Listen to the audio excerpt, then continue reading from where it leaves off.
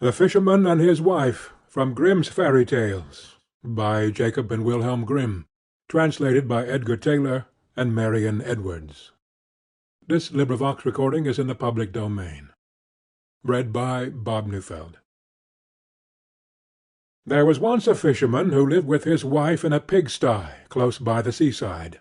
The fisherman used to go out all day long a-fishing, and one day, as he sat on the shore with his rod, looking at the sparkling waves and watching his line, all of a sudden his float was dragged away deep into the water, and in drawing it up he pulled out a great fish.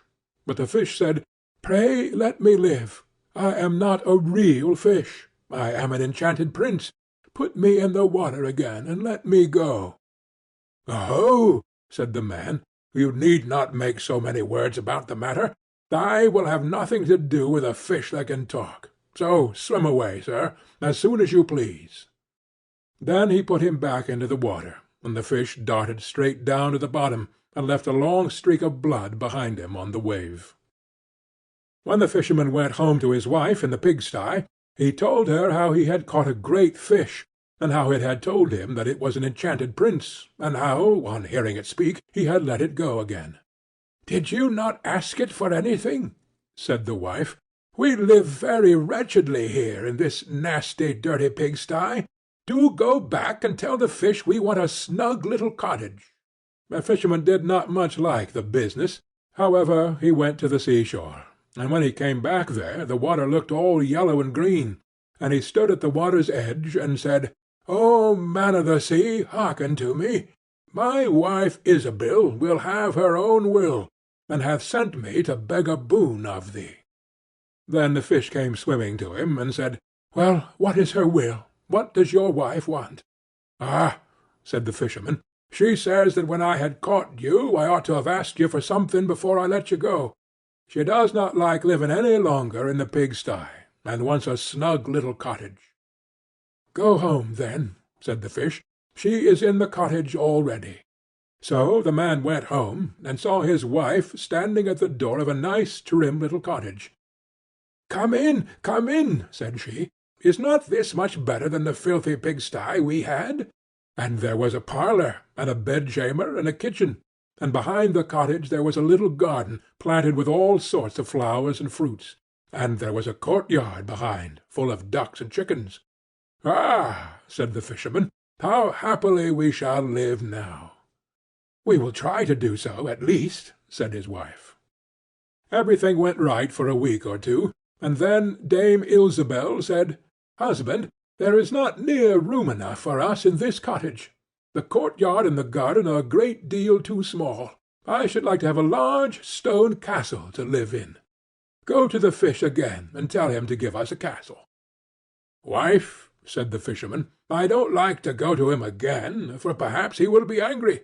We ought to be easy with this pretty cottage to live in." "Nonsense," said the wife. "He will do it very willingly, I know. Go along and try." The fisherman went, but his heart was very heavy, and when he came to the sea it looked blue and gloomy, though it was very calm, and he went close to the edge of the waves and said, "O man of the sea, hearken to me. My wife Ilsebil will have her own will, and hath sent me to beg a boon of thee." "Well, what does she want now?" said the fish. "Ah," said the man dolefully, "my wife wants to live in a stone castle." "Go home, then," said the fish. "She is standing at the gate of it already." So away went the fisherman, and found his wife standing before the gate of a great castle. "See," said she, "is not this grand?" With that they went into the castle together, and found a great many servants there, and the rooms all richly furnished, and full of golden chairs and tables. And behind the castle was a garden, and around it was a park half a mile long, full of sheep and goats and hares and deer. And in the courtyard were stables and cowhouses. "Well," said the man, "now we will live cheerful and happy in this beautiful castle for the rest of our lives." "Perhaps we may," said his wife, "but let us sleep upon it before we make up our minds to that." So they went to bed. The next morning when Dame Ilsebil awoke it was broad daylight, and she jogged the fisherman with her elbow, and said, "Get up, husband, and bestir yourself, for we must be king of all the land." "Wife, wife," said the man, "why should we wish to be the king? I will not be the king." "Then I will," said she. "But, wife," said the fisherman, "how can you be king? The fish cannot make you a king." "Husband," said she, "say no more about it, but go and try. I will be king." So the man went away quite sorrowful to think that his wife should want to be king. This time the sea looked a dark grey colour, and was overspread with curling waves and the ridges of foam, as he cried out, "O man of the sea, hearken to me. My wife Ilsebel will have her own will, and has sent me to beg a boon of thee." "Well, what would she have now?" said the fish. "Alas!" said the poor man, "my wife wants to be king." "Go home," said the fish. "She is king already." Then the fisherman went home, and as he came close to the palace he saw a troop of soldiers, and heard the sound of drums and trumpets. And when he went in he saw his wife sitting on a throne of gold and diamonds, with a golden crown upon her head, and on each side of her stood 6 fair maidens, each a head taller than the other. "Well, wife," said the fisherman, "are you king?" "Yes," said she, "I am king." And when he had looked at her for a long time, he said, "Ah, wife, what a fine thing it is to be king! Now we shall never have anything more to wish for as long as we live." "I don't know how that may be," said she. "Never is a long time. I am king, it is true, but I begin to be tired of that, and I think I should like to be emperor." "Alas, wife, why should you wish to be emperor?" said the fisherman. "Husband," said she, "go to the fish.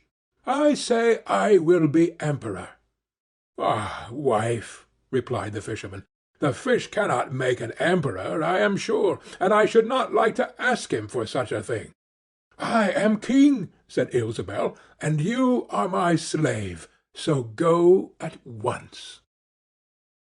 So the fisherman was forced to go, and he muttered as he went along, "This will come to no good. It is too much to ask. The fish will be tired at last, and then we shall be sorry for what we have done." He soon came to the seashore, and the water was quite black and muddy, and a mighty whirlwind blew over the waves and rolled them about.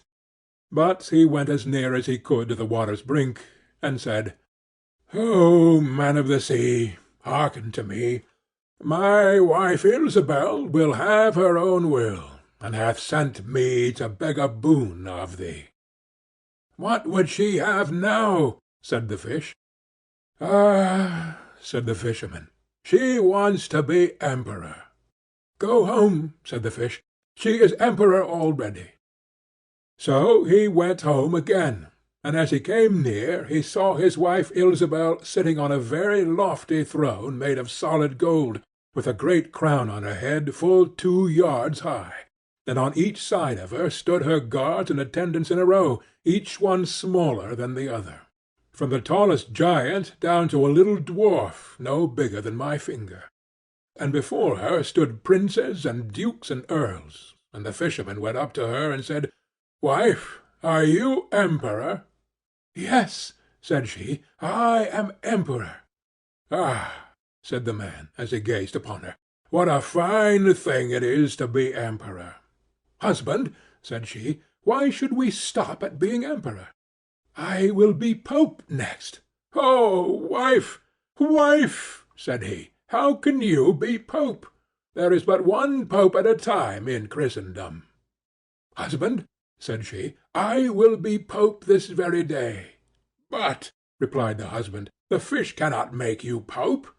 "What nonsense!" said she. "If he can make me an emperor, he can make me a pope. Go and try him."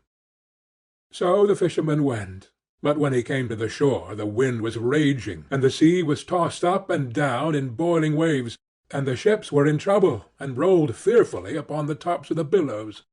In the middle of the heavens there was a little piece of blue sky, but towards the south all was red, as if a dreadful storm was rising. At this sight the fisherman was dreadfully frightened, and he trembled so that his knees knocked together. But still he went down near to the shore, and said, "Oh, man of the sea, hearken to me. My wife Ilsebil will have her own will, and hath sent me to beg a boon of thee." "What does she want now?" said the fish. "Ah," cried the fisherman, "my wife wants to be Pope." "Go home," said the fish. "She is Pope already." Then the fisherman went home, and found Ilsebil sitting on a throne that was 2 miles high, and she had 3 great crowns on her head, and around her stood all the pomp and power of the church. And on each side of her were 2 rows of burning lights, of all sizes, the greatest as large as the highest and biggest tower in the world, and the least no larger than a small rushlight. "Wife," said the fisherman, as he looked at all this greatness, "are you Pope?" "Yes," said she, "I am Pope." "Well, wife," replied he, "it is a grand thing to be Pope, and now you must be easy, for you can do nothing greater." "I will think about that," said the wife. Then they went to bed, and Dame Ilsebil could not sleep all night for thinking what she should be next. At last, as she was dropping asleep, morning broke, and the sun rose. "Ha!" thought she, as she woke up and looked at it through the window. "After all, I cannot prevent the sun rising." At this thought she was very angry, and wakened her husband, and said, "Husband, go to the fish, and tell him I must be lord of the sun and moon." The fisherman was half asleep, but the thought frightened him so much that he started and fell out of bed. "Alas, wife," said he, "cannot you be easy with being Pope?"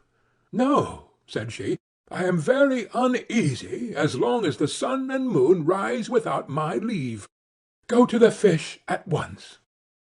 Then the man went shivering with fear, and as he was going down to the shore a dreadful storm arose, so that the trees and the very rocks shook, and all the heavens became black with stormy clouds, and the lightnings played and the thunders rolled, and you might have seen in the sea great black waves swelling up like mountains, with crowns of white foam upon their heads.